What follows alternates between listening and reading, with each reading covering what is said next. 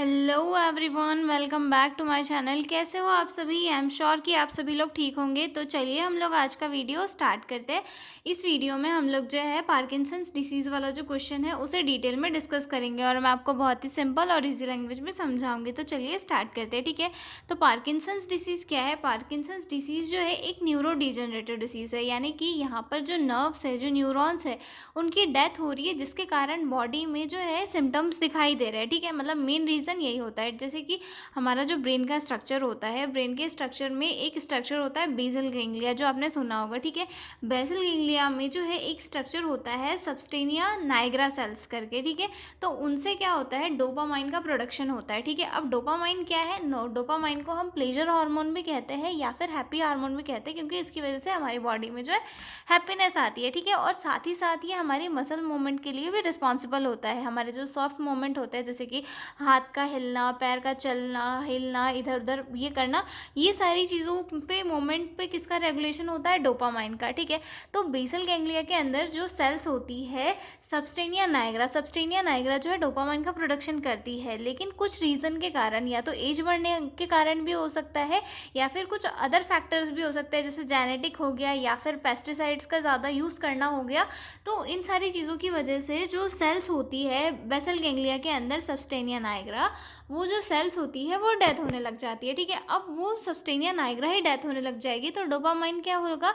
कम हो जाएगा, ठीक है। क्योंकि डोपामाइन ही जो है सबस्टेनिया नाइग्रा से सिक्रीट हो रहा है, लेकिन सबस्टेनिया नाइग्रा की जो सेल्स है वो डेथ होने लगेगी, जिसके कारण डोपामाइन का प्रोडक्शन जो है बॉडी में कम हो जाएगा। और जब डोपामाइन का प्रोडक्शन बॉडी में कम हो जाएगा तो हमारी बॉडी के जो स्मूथ मसल्स है और या फिर जो स्मूथ मोमेंट्स है, जैसे कि फिंगर को ये करना, हाथ उठाना, इधर चलना, उधर चलना, ये सारे मोमेंट क्या हो जाएंगे? काफ़ी रिड्यूस हो जाएंगे। मतलब हम जो जितना फ्रीली अभी बोल पा रहे हैं, चल पा रहे हैं, उतना फ्रीली कोई भी वर्क नहीं कर पा रहे। एक जो पार्किंसंस डिसीज़ वाला पेशेंट होता है, उसके लिए जो चेयर से उठना ही बहुत बड़ी बात हो जाती है। जैसे कि हमारा जो ये जैसे मेरा हाथ है, ये प्रॉपर्ली हिल रहा है, लेकिन अगर वो पेशेंट है, उसका हाथ जो है वो ऐसे धीरे धीरे धीरे करके खोलेगा, क्योंकि उसकी बॉडी में जो हार्मोन या फिर जो वो न्यूरोट्रांसमीटर जो उसके लिए रिस्पॉन्सिबल था कि जिससे बॉडी में सॉफ्ट मूवमेंट हो सकेंगे, वो ही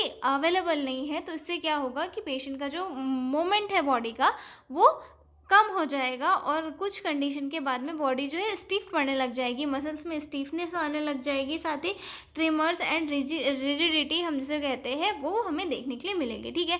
तो यहाँ पर मैंने इतना समझा दिया कि पार्किंसंस डिसीज़ है क्या। अब हम इंट्रोडक्शन से देखेंगे ताकि आपको जो है आगे समझ में आ जाए, ठीक है। Parkinson disease is a chronic progressive neurological disorder.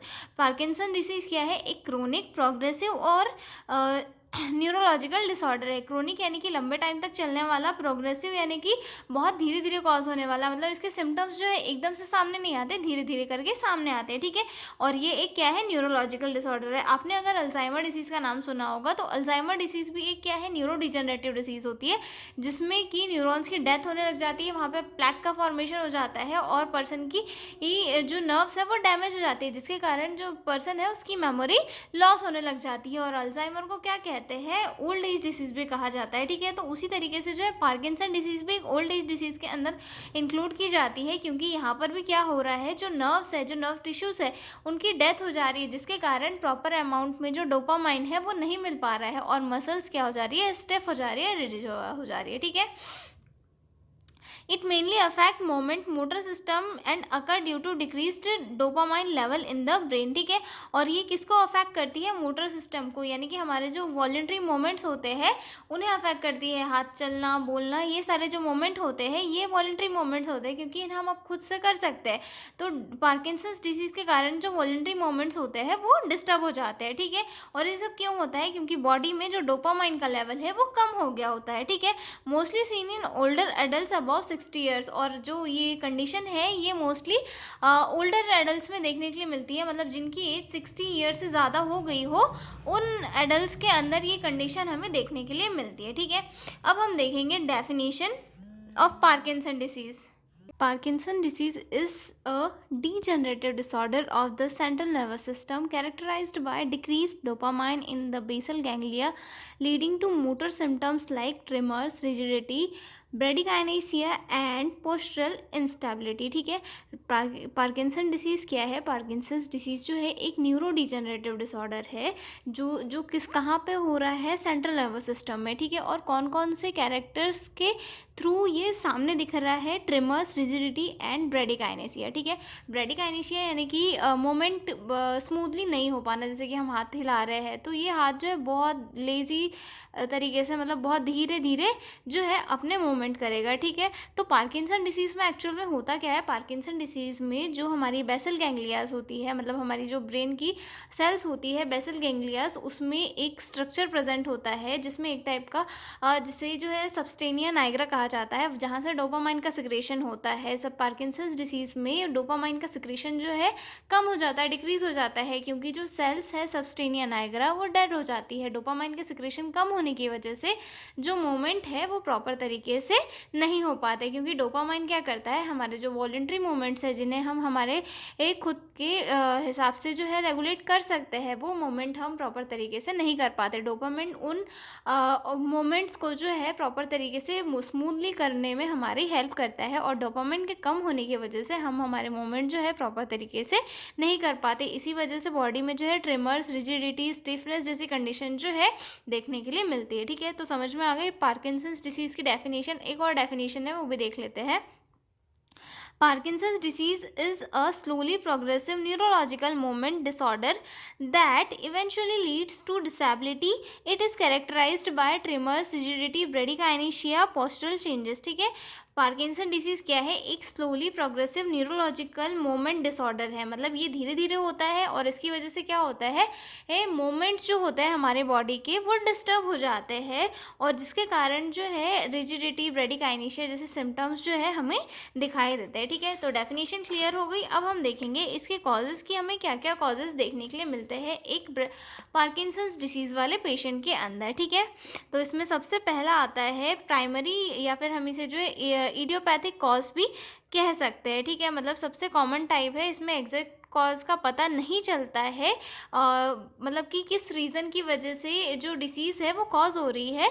तो इसमें मेजरली एक जो कॉज है जो एज रिलेटेड, यानी कि जैसे जैसे एज बढ़ती जाती है वैसे वैसे जो डोपामाइन है उसका सिक्रीशन कम हो जाता है, क्योंकि सेल्स जो है डैमेज हो जाती है एज के कारण। मेजर जो है रीज़न यही बताया जाता है इसके कॉजेज़ का, और कुछ सेकेंडरी रीज़न भी है जो पार्किंसंस डिसीज़ को कॉज करने में कंट्रीब्यूट कर सकते हैं, जैसे कि हेड इंजरी हो गया, मतलब पर्सन को अगर हेड इंजरी है, अगर सबस्टेनिया नाइग्रा की जगह पे किसी को चोट लग गई है तो उस रीज़न की वजह से हो सकता है, ब्रेन ट्यूमर की वजह से हो सकता है। ठीक है, या फिर स्ट्रोक की वजह से हो सकता है। ठीक है, या फिर ड्रग इंड्यूस, जैसे कि एंटीसाइकोटिक ड्रग अगर पेशेंट ज़्यादा ले रहा है उसकी वजह से हो सकता है। ठीक है, इन्फेक्शन जैसे कि इंसेफेलाइटिस है, एंड एक्सपोजर टू टॉक्सिन्स जैसे कि मैग्नीज हो गया, या फिर पेस्टिसाइड्स वगैरह के यूज़ में अगर जो है ज़्यादा आ रहा है पेशेंट, मतलब ज़्यादा उसके सराउंडिंग में पेस्टिसाइड्स वगैरह का यूज़ हो रहा है, तो उसकी वजह से क्या होता है? उसकी नर्व सेल्स पर अफेक्ट पड़ता है और उनका डिजनरेशन स्टार्ट हो जाता है, जिसके कारण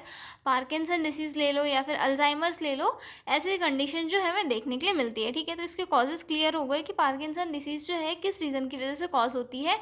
नेक्स्ट पॉइंट आता है हमारा रिस्क फैक्टर, की कौन कौन से रिस्क फैक्टर होते हैं जो पार्किंसंस डिसीज़ को कॉज करने में कंट्रीब्यूट करते हैं। ठीक है, तो इसमें सबसे पहले तो इंक्रीजिंग एज, जैसे जैसे एज बढ़ती जाती है वैसे वैसे जो है रिस्क रहता है कि ओल्ड एज डिसीज़ पेशेंट को हो जाए। ठीक है, देन मेल जेंडर, अगर मतलब मेल और फीमेल में अगर हम कंपैरिजन करें तो मेल में जो है पार्किंसंस डिसीज़ होने के चांसेस ज़्यादा होते हैं। ठीक है, फैमिली हिस्ट्री, अगर पर्सन की फैमिली में किसी को रहा हो उस रीज़न से हो सकता है। ठीक है, एक्सपोजर टू पेस्टिसाइड्स, केमिकल्स या फिर पेस्टिसाइड्स के एक्सपोजर में अगर पर्सन आ रहा है उसकी वजह से हो सकता है। ठीक है, या फिर ब्रेन इंजरी की हिस्ट्री हो तो उस रीज़न की वजह से हो सकता है। ठीक है, तो ये समझ में आ गया। अब हम आगे डिस्कस करेंगे इसकी पैथोफिजियोलॉजी, की ये जो डिसऑर्डर है या डिसीज़ है वो कैसे कैसे कॉज होता है। ठीक है, सबसे फर्स्ट पॉइंट आता है in brain dopamine is produced by substantia nigra cell. हमारे ब्रेन में जो है बेसल गैंग्लियास प्रेजेंट होती है, बेसल गैंग्लिया में जो सबस्टेनिया नाइग्रा सेल होती है वहाँ से डोपामाइन का सिक्रेशन होता है। ठीक है,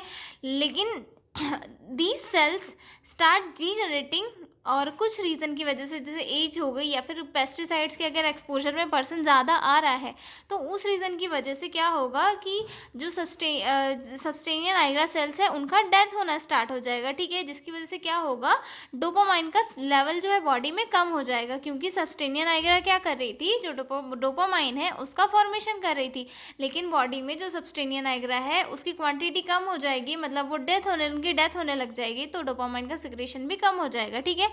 dopamine is needed for smooth coordination muscle movement, और डोपामाइन किस लिए चाहिए होता है बॉडी में, स्मूथ कोऑर्डिनेशन के लिए, मसल मूवमेंट के लिए जो है डोपामाइन की बहुत ज़्यादा ज़रूरत होती है, ठीक है। अब बॉडी में जो है जब सेल्स ही नहीं रहेगी, डोपामाइन का प्रोडक्शन ही नहीं होगा, तो जब लो डोपामाइन रहेगा तो क्या होगा, imbalance between dopamine inhibitory and acetyl choline excretory, और जिसमें क्या होगा, इम्बैलेंस हो जाएगा डोपामाइन के बीच में और एसिटाइल कोलाइन के बीच में, ठीक है। और इस इम्बैलेंस के कारण जो है कुछ सिम्टम्स जैसे कि ट्रेमर्स हो गया, रिजिडिटी हो गए, या फिर ब्रेडिकाइनेशिया हो गया, ये सारी चीज़ें जो है हमें देखने के लिए मिलेगी, ठीक है। As the disease progress both motor and non motor functional get affected, और जैसे जैसे डिसीज जो है अपने सीवियर रूप में जाने लगती है, मतलब जैसे जैसे डोपामाइन का और एसिटाइल कोलिन का जो लेवल है वो इम्बैलेंस होते जाता है, वैसे वैसे बॉडी में जो है सिम्टम्स हमें और ज़्यादा सीवियर फॉर्म में दिखाई देने लगते हैं, ठीक है। तो पैथोफिजियोलॉजी यहाँ क्लियर हो गई। अब हमारा नेक्स्ट पॉइंट आता है क्लिनिकल मैनिफेस्टेशन का, कि क्या क्या क्लिनिकल मैनिफेस्टेशन जो है हमें इसमें देखने के लिए मिलता है, ठीक है। तो उसमें सबसे फर्स्ट आता है मोटर सिम्टम्स, कि कौन कौन से मोटर सिम्टम्स हमें देखने के लिए मिलते हैं, यानी कि मूवमेंट से रिलेटेड सिम्टम्स, ठीक है। तो इसमें जो है ट्रिमर्स देखने के लिए मिलेंगे, ठीक है। मोस्टली जो है कब, यहाँ पर जो है पेशेंट में हमें, मतलब कभी कभी हम देखते हैं ना कि जो लोग बूढ़े हो जाते हैं तो उनके हाथों में ऐसे ऐसे कपकपी आने लग जाती है, और पिल रोलिंग मोमेंट में जो है हाथों के बीच में ऐसे ऐसे कुछ, मतलब ऐसे वो एक्टिविटीज़ जो है वो होने लग जाती है, तो ऐसे सिम्टम्स जो है पार्किंसन डिसीज़ में हमें देखने के लिए मिलते हैं, ठीक है। देन दूसरा आता है रेजिडिटी, यानी कि मसल स्टीफनेस हमें पेशेंट में देखने के लिए मिलेगी, ठीक है। ब्रेडिकाइनेसिया यानी कि मोमेंट का स्लो होना, जैसे कि हाथ है ये ऐसे से ऐसे हो रहा है तो ये काफ़ी स्लो हो जाएगा, ऐसे ऐसे, मतलब बहुत ही हिम्मत लगेगी पेशेंट को अपने हाथ को थोड़ा सा भी मूवमेंट करने में, ठीक है। देन आता है पोस्चरल इंस्टेबिलिटी, यानी कि उसका जो पोस्चर है वो भी डिस्टर्ब हो जाएगा, ठीक है। मतलब बैलेंस का उसका लॉस हो जाएगा, ठीक है। और पेशेंट को जो है खड़े होने में दिक्कत होने लगेगी, बैठने में दिक्कत होने लगेगी। इवन पार्किंसन डिसीज़ वाला जो पेशेंट होता है उसे चेयर से उठने बैठने में भी जो है काफ़ी दिक्कत फेस करनी पड़ती है, ठीक है। उसके बाद अदर मोटर सिम्टम्स देखने के लिए मिलते हैं, जैसे कि स्टीफलिंग गेट, मतलब चलने में जो है उसे दिक्कत होगी, ठीक है। Mask like face expression less, मतलब उसका जो फेस है उस पर एक्सप्रेशन ही नहीं आ पाएंगे, क्योंकि जब तक वो सोचेगा कि मैं स्माइल करूँ उसके फेस तक मैसेज ही नहीं जा पाता है कि वो स्माइल कर पाए, ठीक है। ड्रॉलिंग आर्म्स स्विम, मतलब उसकी जो आर्म्स है, डिफ़िकल्टी इज़ स्टार्टिंग मोमेंट, किसी भी मोमेंट को स्टार्ट करने में पेशेंट को दिक्कत होगी, ठीक है। सॉफ्ट और स्लर्ड स्पीच, पेशेंट की जो स्पीच है वो जो है सॉफ्ट देखने के लिए मिलेगी, या फिर हमें स्लर्ड देखने के लिए मिलेगी, ठीक है, जिसे जो है हाइपोफोनिया भी कहा जाता है, ठीक है। देन आता है नेक्स्ट पॉइंट हमारा non motor symptoms. Non motor symptom में जो है जैसे डिप्रेशन हमें देखने के लिए मिल सकता है, एंजाइटी देखने के लिए मिल सकती है, ठीक है। स्लीप डिस्टर्बेंस देखने के लिए मिल सकता है, मेमोरी डिफ़िकल्टी देखने के लिए मिल सकता है पर्सन में, यूरिनरी प्रॉब्लम्स देखने के लिए मिल सकता है, fatigue, constipation and loss of smell जो है हमें पेशेंट में देखने के लिए मिल सकता है, ठीक है। तो ये सारे हो गए हमारे sign and symptoms of the Parkinson's disease. अब नेक्स्ट पॉइंट आता है हमारा diagnostic evolutions for Parkinson's disease की, कौन कौन से डायग्नोस्टिक इवोल्यूशंस जो है पार्किंसन डिसीज़ की कंडीशन में किए जाते हैं, ठीक है। वैसे जो है इसके पार्किंसन डिसीज़ के जो है 4 स्टेज होते हैं, मतलब 5 स्टेज होते हैं इसमें, टोटल 5 स्टेज में जो है इसे क्लासीफाई किया जाता है, ठीक है। स्टेज फर्स्ट, मतलब इसमें जो है ओनली वन साइड अफेक्ट होता है। स्टेज 2 में जो है दोनों साइड जो है अफेक्ट होने लग जाते हैं। और स्टेज 3 में जो है पेशेंट का जो बैलेंस है वो इम्पायर्ड होने लग जाता है। और साथ ही साथ जो फोर्थ वाली स्टेज आती है उसमें जो है सीवियर डिसेबिलिटी हमें देखने के लिए मिलती है। और 5 में जो है पेशेंट पूरा बेड रिडन हो जाता है, ठीक है। तो ये 5 जो है इसकी स्टेज होती है। देन नेक्स्ट पॉइंट आता है हमारा डायग्नोस्टिक इवोल्यूशन। इसमें जो है फर्स्टली हम हिस्ट्री कलेक्ट करेंगे कि मतलब कब से हो रहा है, पेशेंट को क्या क्या सिम्टम्स आ रहे हैं, किसी को पहले था तो नहीं, या फिर पेस्टिसाइड्स वगैरह से रिलेटेड जो भी चीज़ें हैं हम हिस्ट्री कलेक्शन में करेंगे। देन सेकंड आता है फिजिकल एग्जामिनेशन करेंगे इसमें head to toe. Then neurological examination होता है, सिटी स्कैन होता है, एमआरआई होता है, देन पीईटी स्कैन होता है, या फिर इसे जो है डीएटी स्कैन भी कहा जाता है। इसमें जो है ब्रेन की फंक्शनल जो सॉरी डोपामाइन का जो ट्रांसफ़र है या फिर डोपामाइन की जो एक्टिविटी है उसे स्कैन किया जाता है, ठीक है। और जो पीईटी टेस्ट होता है इसमें जो है ब्रेन की फंक्शनल एक्टिविटी को स्कैन किया जाता है, ठीक है। साथ ही साथ ब्रेन ब्लड इन्वेस्टिगेशन किए जाते हैं और लेवोडोपा चैलेंजेस टेस्ट किए जाते हैं कि लेवोडोपा दिया जाता है इसमें सिम्टम्स इम्प्रूव करने के लिए, ओके। देन नेक्स्ट पॉइंट आता है हमारा मेडिकल मैनेजमेंट का कि हम लोग इसमें पेशेंट के लिए क्या क्या मेडिकल मैनेजमेंट देते हैं। तो इसमें सबसे फर्स्ट आता है कि इसे जो है मेडिकेशन के थ्रू जो है पेशेंट की डिसीज़ को ट्रीट किया जाता है। इसे जो है मतलब पूरा रिकवर नहीं हो सकता पेशेंट इससे, लेकिन ये मेडिकेशन के थ्रू जो पेशेंट की लाइफ है उसे थोड़ा क्या बोल सकते हैं हम मतलब क्वालिटेटिव बनाया जाता है, ठीक है। जिसमें सबसे फर्स्ट पेशेंट को दिया जाता है लेवोडोपा प्लस कार्बिडोपा, मतलब इसे जो है एक गोल्ड स्टैंडर्ड ड्रग कहा जाता है जो पेशेंट को प्रिस्क्राइब किया जाता है, ठीक है।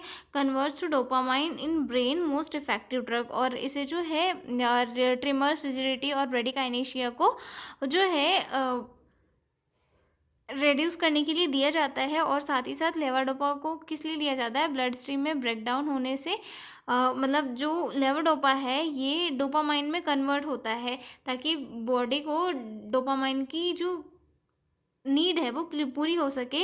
और कार्बिडोपा जो है डोपामाइन को बॉडी में ब्रेकडाउन होने से रोकता है, इसीलिए इन दोनों को जो है एक साथ दिए जाते हैं, ठीक है। देन थर्ड पॉइंट आता है डोपामाइन एगोनिस्ट। डोपामाइन एगोनिस्ट दिए जाते हैं ताकि जो है ब्रेन में डोपामाइन का के रिसेप्टर्स को स्टिमुलेट किया जा सके, ठीक है। जिसमें जो है कुछ ड्रग दिए जाते हैं जैसे कि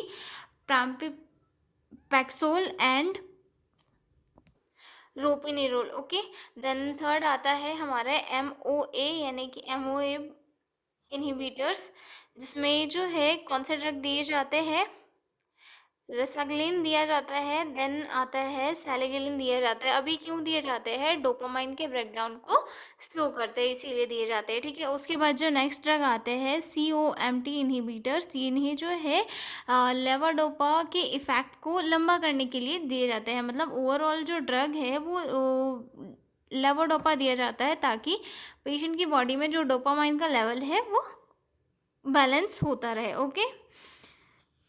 अब नेक्स्ट पॉइंट आता है हमारा anticholinergic drugs. Anticholinergic drug patient को दिए जाते हैं ताकि ये जो है ट्रिमर्स को कम किया जा सके, जिसमें जो है बेंजोट्रोपिन दिया जाता है और इसे जो है ट्यूमर्स को रिड्यूस करने के लिए दिया जाता है। इसमें एक और ड्रग आता है मे बी ट्राईहेक्सी फेनाइल करके एक ड्रग आता है, वो भी जो है एंटीकोलिनर्जिक्स में पेशेंट को दिया जाता है, ठीक है।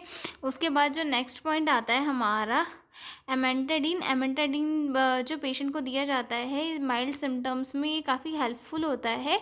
देन डिस्काइनेसिया को कंट्रोल करने में हेल्प करता है, ठीक है। अब इसमें कुछ सर्जिकल मैनेजमेंट भी होते हैं, पेशेंट के लिए सर्जिकल मैनेजमेंट भी किए जाते हैं, काफ़ी रेयरली किए जाते हैं, ठीक है। कि जब एडवांस स्टेज में पहुंच जाता है तब इसमें जो है एक डीप ब्रेन स्टिमुलेशन किया जाता है जिसे DBS कहा जाता है। इसमें जो है ब्रेन में इलेक्ट्रोड्स डाले जाते हैं और सिग्नल्स को ब्लॉक करके सिम्टम्स को कम किया जाता है, और ये जो ट्रिमर्स और रिजिडिटी के लिए काफ़ी इफेक्टिव होता है, ठीक है। और जो सेकंड आता है एब्लेटिव सर्जरी या फिर जो है इसे थैलेटोमी भी कहा जाता है। नहीं एब्लेटिव सर्जरीज में दो सर्जरीज इंक्लूड होती है, जिसमें एक पैलोडोटॉमी आता है देन एक थैलाटॉमी आता है। इनमें जो है ब्रेन के डिफेक्टिव एरिया को डिस्ट्रॉय किया जाता है और जो मूवमेंट होता है उसे इम्प्रूव किया जाता है, ठीक है। तो ये हो चुका है हमारा पार्किंसन डिजीज़ वाला क्वेश्चन कंप्लीट। तो मिलता है अगले वीडियो में एक नए क्वेश्चन के साथ, और अगर आपको PDF नोट्स की रिक्वायरमेंट हो तो डिस्क्रिप्शन में मेरा मेल दिया हुआ है, आप उस पर कॉन्टैक्ट करके PDF नोट्स ले सकते हो। तो मिलता है अगले वीडियो में, तब तक के लिए बाय बाय।